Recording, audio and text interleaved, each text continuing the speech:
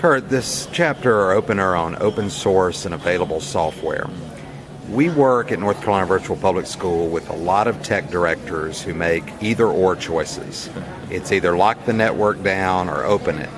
But there's a lot of content on the web right now that is value add to students and is not necessarily making it in. So how would you advise or counsel maybe school districts or tech directors trying to make decisions on open source software? Many things you can do. I mean, for instance, I just created a little one-page what's available free in the Web 2.0 space for K-12 schools. Happy to send it to anybody who wants it, Curt@worldisopen.com.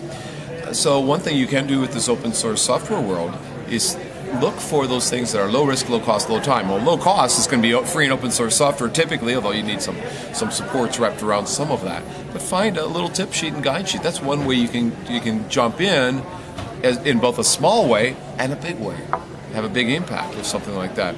The second thing you can do is talk to teachers and show them what you found and show them what's possible with them. Get their feedbacks on them before you make those heady decisions that are going to set your whole district in a particular motion for a long period of time. You don't want to just be making top-down decisions about open source of any kind or any software. So you might want to experiment with a pilot. You might want to bring people in and show what happened as a result of that pilot. So that's a second thing that's possible.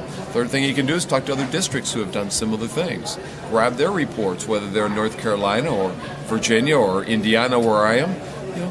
So that's a way of extending the reach. And you might actually develop some scaffolds for teachers that you could share with those districts and vice versa.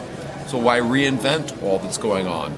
The fourth thing, of course, is to read up about open source software and what's happening in this world. And I've written 3 reports back in 2007 myself to kind of understand what was happening. And we interviewed some of the people who are the big movers and shakers of open source. In 2007, this was a new area for me. We're in 2010 now, right? I've written about it in my book a bit.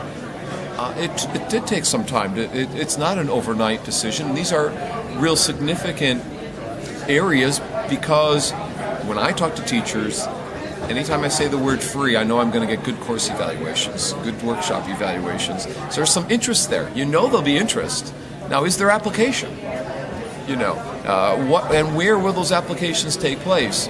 And it's not just about course management systems like Moodle or Sakai or whatever that might be free, or about the synchronous conferencing tool like DimDim that's free. There are many other open source related issues. And in fact, the final thing is, what might you add to open source? Could your students and teachers add to an open source software package in some kind? What might that be? What might that look like? Could your students create something? Could you even push further in this space? Now that's a significant challenge for you. You might stay within that first challenge of just creating a summary of what's there and talking about it.